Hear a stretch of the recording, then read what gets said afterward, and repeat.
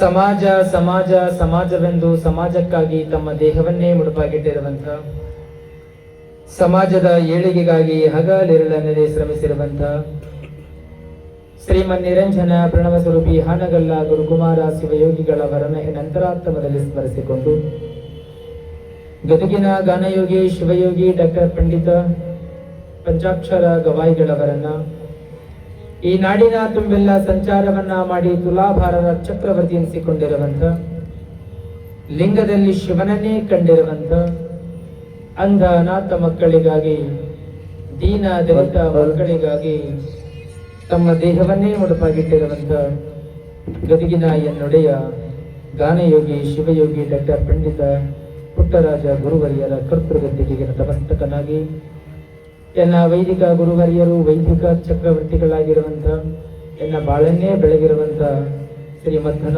ಚಕ್ರವರ್ತಿ ಸಿಂದಗಿ ಶಾಂತಿವೀರ ಕಟಾಧ್ಯಕ್ಷರನ್ನ ಎನ್ನ ಹೃದಯ ಮಂದಿರದಲ್ಲಿ ಸ್ಥಾಪಿಸಿಕೊಂಡು, ಈ ಊರಿನ ಅಧಿದೇವತೆ ಸರ್ವ ಕಾರ್ಯಗಳಿಗೆ ಕಾರಣೀಭೂತಳಾಗಿರುವಂಥ ದುರ್ಗಾದೇವಿ ಹಾಗೂ ದೇವಮ್ಮಾದೇವಿಯ ಕರ್ತೃಗದ್ದಿಗೆ ಪಡಮಟ್ಟು, ಈ ವೇದಿಕೆಯ ಮೇಲೆ ಆಸೀನರಾಗಿರುವಂಥ ಎಲ್ಲ ಪರಮ ಪೂಜ್ಯರಲ್ಲಿ ಪಾದಾರವಿಂದಗಳಿಗೆ ಅನಂತ ದೀರ್ಘದವದ ಪ್ರಣಾಮಗಳನ್ನು ಸಮರ್ಪಣೆಗೈತ, ಹಾಗೂ ಈ ವೇದಿಕೆಯ ಮೇಲೆ ಆಸೀನರಾಗಿರುವಂಥ ಎಲ್ಲ ಗಣ್ಯ ಮಾನ್ಯರೆಲ್ಲರಿಗೂ ಸಹಿತವಾಗಿ ಅನಂತ ರೀತಿಯ ಶರಣಾರ್ಥಿಗಳನ್ನು ಸಲ್ಲಿಸಿ, ಗವಾಯಿಗಳವರಲ್ಲಿ ಸಹಿತವಾಗಿ ಶರಣಾರ್ಥಿಗಳನ್ನು ಸಲ್ಲಿಸಿ, ತಬಲಾವಾದಕರಲ್ಲಿ ಶರಣಾರ್ಥಿಗಳನ್ನು ಸಲ್ಲಿಸಿ, ಈ ಊರಿನ ಗುರು ಹಿರಿಯರೇ, ಅಕ್ಕ ತಂಗಿಯರೇ, ಅಣ್ಣ ತಮ್ಮಂದಿರೇ, ನಿಮ್ಮೆಲ್ಲರ ಅಂತರಾತ್ಮದಲ್ಲಿ ಪ್ರಕಾಶಮಾನವಾಗಿರುವಂಥ ದಿವ್ಯ ಚಿಜ್ಯೋತಿಗೆ ಶರಣಾರ್ಥಿಗಳು. ಮಾತಾಡಬೇಕ್ರಿ, ನಾನು ನಿಮ್ಮ ಜೊತೆ ಮಾತಾಡೋದಕ್ಕೆ ಪ್ರಯತ್ನ ಪಡ್ಲಾಕತ್ತೀನಿ. ವರ್ಗ ಬಳಗವರು ಮತ್ತು ತಾಯಂದಿರ ಬಳಗ ಶರಣಾರ್ಥಿಗಳಂದವ್ರ ಜೊತೆಯಲ್ಲಿ ಮಾತಾಡ್ತಿರೋ ಇಲ್ಲ.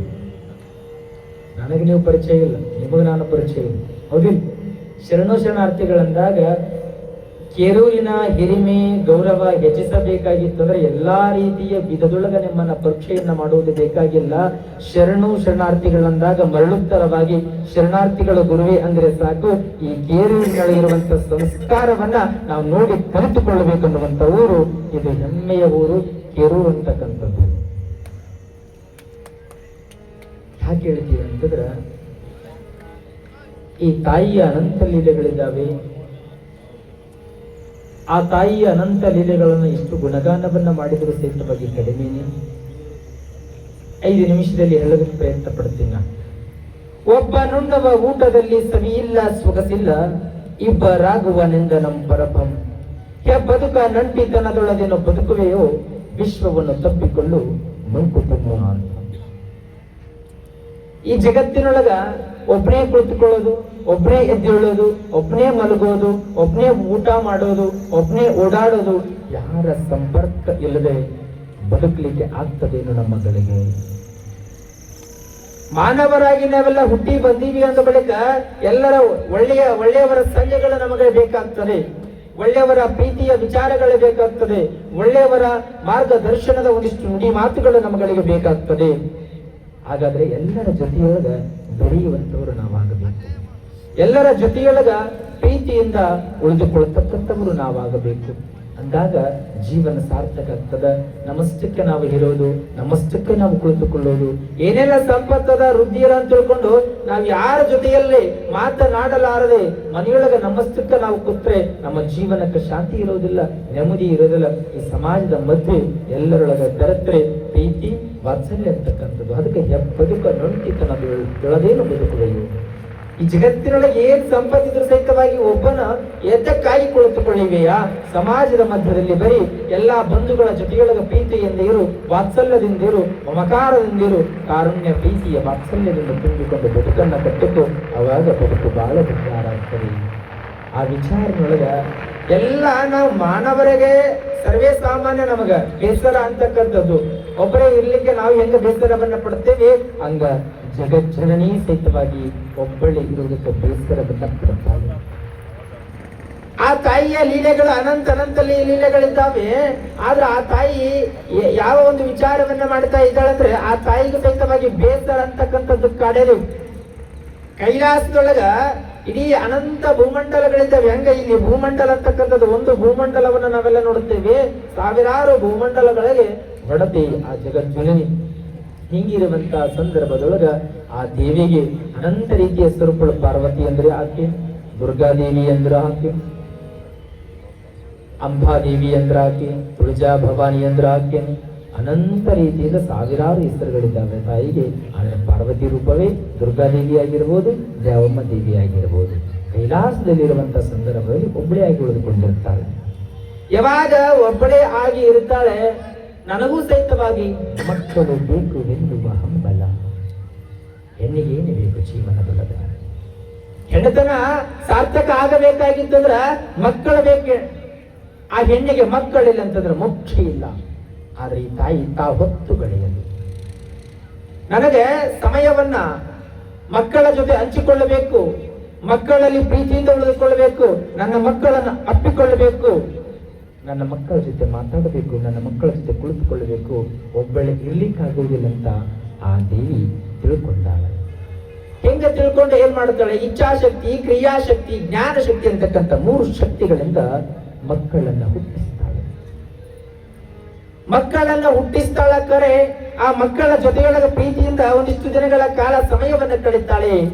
ಆದ್ರೆ ಎಲ್ಲಾ ಲೋಕಗಳನ್ನು ನೋಡ್ಕೊಳ್ಬೇಕಲ್ಲ. ಒಂದೇ ಲೋಕಕ್ಕಾಗಿ ತಾಯಿ ಸೀಮಿತವಾಗಿ ಉಳ್ಕೊಂಡಿಲ್ಲ. ಎಲ್ಲಾ ಲೋಕಗಳನ್ನ ಸಂಚಾರವನ್ನ ಮಾಡಬೇಕು. ಅನಂತ ಲೋಕಗಳಿದ್ದಾವೆ. ಎಲ್ಲರಿಗೂ ಒಳಿತನ್ನ ಮಾಡ್ತಾಳೆ ತಾಯಿ, ಆಶೀರ್ವಾದವನ್ನ ಮಾಡ್ತಾಳೆ. ಯಾವಾಗ ಇಚ್ಛಾಶಕ್ತಿ, ಜ್ಞಾನಶಕ್ತಿ, ಕ್ರಿಯಾಶಕ್ತಿ ಅನ್ನುವಂತ 3 ಮಕ್ಕಳನ್ನು ಹುಟ್ಟಿಸಿದ ಬಳಿಕ ಆಕಾಶದೊಳಗ ವ್ಯೋಮ ಮಾರ್ಗದೊಳಗ ಮಕ್ಕಳನ್ನ ಬಿಟ್ಟು ತಾಯಿ ಹೋಗಿ ಬಿಡುತ್ತಾಳೆ. ಇನ್ನೊಂದು ಲೋಕಕ್ಕೆ ಹೋಗಿರುವಂತಹ ಸಂದರ್ಭದಲ್ಲಿ ಮಕ್ಕಳು ಅನಾಥರಾಗ್ತಾರೆ. ಯಾವಾಗ ಮಕ್ಕಳು ಅನಾಥರಾಗ್ತವೆ, ತಪ್ಪಲೆಗಳಾಗ್ತವೆ, ತಾಯಿ ಇಲ್ಲದ ಜೀವನವೇ ಅಲ್ಲ. ಬೆಳೆಯುವಂತಹ ಸಂದರ್ಭದಲ್ಲಿ ತಾಯಿ ಅಂತಲೇ ಇರಬೇಕು ಮಕ್ಕಳಂತೆ. ಆ ಮಕ್ಕಳು ಹಾಗೆ ಬೆಳೆಯುವುದಿಲ್ಲ. ಆ ತಾಯಿ ಬೆಳೆಸಿದ್ರೆ ಮಾತ್ರ ಮಕ್ಕಳು ಬೆಳೀತಾರೆ. ಹಂಗ ಇಲ್ಲಿ ಯಾವಾಗ ತಾಯಿ ಬಿಟ್ಟು ಹೋದಳು 3 ಮಕ್ಕಳ ತಪ್ಪಲಿಗಳು. ಅಮ್ಮ ನಮ್ಮನ್ನ ಬಿಟ್ಟು ಎಲ್ಲಿ ಹೋದೆಯ? ನಮ್ಮನ್ನ ರಕ್ಷಣೆಯನ್ನ ಮಾಡತಕ್ಕಂಥವರು ಯಾರು? ನಮ್ಮನ್ನ ಕಾಪಾಡ್ತಕ್ಕಂಥವರು ಯಾರು? ನಮ್ಮನ್ನ ತಪ್ಪಲಿಯನ್ನ ಮಾಡಿ ಎಲ್ಲಿ ಹೋಗಿರುವೆ ತಾಯಿ? ಅಮ್ಮ ಅಮ್ಮ ಅಮ್ಮ ಅಮ್ಮ ಎಂದು ಕೂಗ್ತವೆ 3 ಮಕ್ಕಳು. ಆದ್ರೆ ತಾಯಿ ಬರೋದಿಲ್ಲ. ಕಾಡು ಮೇಡುಗಳು ಗುಡ್ಡಗಳನ್ನ ಮಕ್ಕಳು ಅಲೆದಾಡ್ತೇವೆ 3 ಮಕ್ಕಳು. ಮಕ್ಕಳನ್ನ ನೋಡುವವರು ಯಾರೂ ಇಲ್ಲ. ತಾಯಿ ತಂದೆಯಿಂದ ಮಕ್ಕಳು ನೋಡ್ರಿ ಜೀವನ ಹೆಂಗಿರ್ತದೆ? ಬಹಳ ಕಷ್ಟಕರವಾಗಿರುವಂತ ಜೀವನ ಇರ್ತದೆ. ಇದ್ದಾಗ ಎಲ್ಲ ಬಂಧು ಬೆಳಗು, ಇದ್ದಾಗ ಯಾವ ಬಂಧು ಬೆಳಗು ಇಲ್ಲ. ಕಷ್ಟ ದುಃಖ ಅಂತ ಬಂದಾಗ ಯಾರು ಕೈ ಹಿಡಿದು ಎತ್ತಿಕೊಳ್ಳುವವರು ಯಾರೂ ಇಲ್ಲ. ತಂದೆ ತಾಯಿಗಳಿದ್ರೆ ಮಕ್ಕಳು ತಪ್ಪಲಿಗಳಾಗೋದಿಲ್ಲ. ಯಾವಾಗ ತಾಯಿ ಬಿಟ್ಟು ಹೋದ್ರು ಎಲ್ಲಾ ಕಡೆ ಕಾಡು ಮೇಡುಗಳನ್ನ ಹತ್ತುತ್ತಾ ಅಮ್ಮ ಅಮ್ಮ ಅಂತ ದುಃಖವನ್ನ ಮಾಡ್ತಾರೆ. ದುಃಖವನ್ನ ಮಾಡುತ್ತಾ ಹೊರಟು. ಆದ್ರೆ ತಾಯಿ ಸಿಗಲಿಲ್ಲ ಬಹಳ ದಿನ.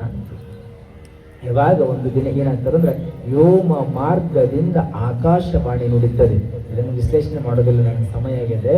ವ್ಯೋಮ ಮಾರ್ಗದಿಂದ ಯಾವಾಗ ಆಕಾಶವಾಣಿ ನುಡಿತು, ಅವಾಗ ಹಿಂಗ ನೀವು ಅಮ್ಮ ನಾವು ತಪ್ಪಲಿಗಳಾದೆವು ಎಂದು ಕೊರಗುತ್ತಾ ಕಾಡು ಅರಣ್ಯದೊಳಗೆ ನೀವು ಸಂಚಾರವನ್ನ ಮಾಡುತ್ತಾ ಹೋದ್ರೆ ನಿಮ್ಮ ತಾಯಿ ಸಿಗುವುದಿಲ್ಲ. ನಿಮಗೆ ನಿಜವಾಗ್ಲೂ ಹೆತ್ತ ತಾಯಿ ಸಿಗಬೇಕಾಗಿತ್ತು ಅಂದ್ರ ಏಕಾಂತ ಸ್ಥಿತಿಯೊಳಗೆ ಕುಳಿತುಕೊಂಡು ಏಕಾಗ್ರತೆ ಉಳ್ಳವರಾಗಿ ನೀವು ಧ್ಯಾನ ಮಾಡಬೇಕು. ಆ ಧ್ಯಾನ ಲೋಕದೊಳಗೆ ನೀವು ಉಳಿದುಕೊಂಡ್ರೆ ನಿಮ್ಮ ತಾಯಿ ಸಿಗ್ತಾ ಅಂತ ತಿಳ್ಕೊಂಡು ಆಕಾಶವಾಣಿ ಆಗ್ತದೆ. ಯಾವಾಗ ಆಕಾಶವಾಣಿ ಆಯ್ತು 3 ಮಕ್ಕಳು ಧ್ಯಾನ ಕೊಡ್ತಾರೆ. ಹೆಂಗ್ ಕೊಡ್ತಾರ ಅಂತಂದ್ರ ಆ ತಾಯಿಯ ಪ್ರತಿಮೆಯನ್ನ ಮಾಡಿಕೊಂಡು ತಾಯಿಯ ಮುಂದ ನಮ್ಮ ತಾಯಿ ಯಾವಾಗ ಬರುತ್ತಾಳ? ಯಾವಾಗಿಲ್ಲ. ಯಾಕಂದ್ರ ಕರು ಮನೆಯೊಳಗ ಆಕಳ ಈದಿರುವಂತ ಸಂದರ್ಭದಲ್ಲಿ ಆಕಳ ಹೊರಗಡೆ ಬಿಟ್ಟಿರ್ತೀವಿ. ಒಂದು 5 ದಿನ 11 ದಿನ ಬಿಟ್ಟಿರುವಂತ ಸಂದರ್ಭದಲ್ಲಿ ನೋಡ್ರಿ ಅದ ಕರು ಅನ್ಸ್ಕೊಂಡು ಹೆಂಗ ಮನೆಗೆ ಹೋಗಿ ಬರ್ತದ. ತಾಯಿ ಮಗುನ್ ಸಣ್ಣ ಕೂಸ್ ಮನೆಗೆ ಬಿಟ್ಟು ಒಂದ್ ಪಕ್ಕದ ಮನೆಗೆ ಹೋಗಿರ್ಬೇಕ್ರಿ. ಆದ್ರೆ ಎಲ್ಲರೂ ಯಾಕೆ ಮನೆಗೆ ಹೋಗಿ ಔಷಧಿ ಮಾಡ್ತಿ ಅಂದಾಗ ತನ್ನ ಮಗು ಅಳುವನ ಮಗು ಆ ಧ್ವನಿ ಆ ತಾಯಿ ಕೇಳ್ತದೆ, ಯಾರಿಗೆ ಕೇಳೋದಿಲ್ಲ. ನನ್ನ ಮಗನಿಗೆ ಅಶ್ವವಾಗಿದೆ ಅಂತ ತಿಳ್ಕೊಂಡು ಮನೆಗೆ ಬಂದು ಎದೆ ಹಾಲನ್ನ ಹೊಣಿಸ್ತಾಳಲ್ಲ, ಇದು ತಾಯಿಯ ಪ್ರೀತಿ. ಅಮ್ಮ ಯಾವಾಗ ಬರ್ತಾಳೋ ಯಾವಾಗಿಲ್ಲ ಅಂತ ಹಿಂಗ ದುಃಖವನ್ನ ಮಾಡ್ತಾರೆ. ಹಿಂಗ ಧ್ಯಾನಕ್ಕೆ ಕುಳಿತುಕೊಂಡಿರ್ತಾರೆ. ಕಣ್ಣು ತೆರೀತಾರೆ, ಕಣ್ಣು ನೋಡ್ತಾರೆ. ತಾಯಿ ಬಂದಲೇನು ಅಂತ ತಿಳ್ಕೊಂಡು ತಾಯಿ ಬಂದಿರೋದಿಲ್ಲ.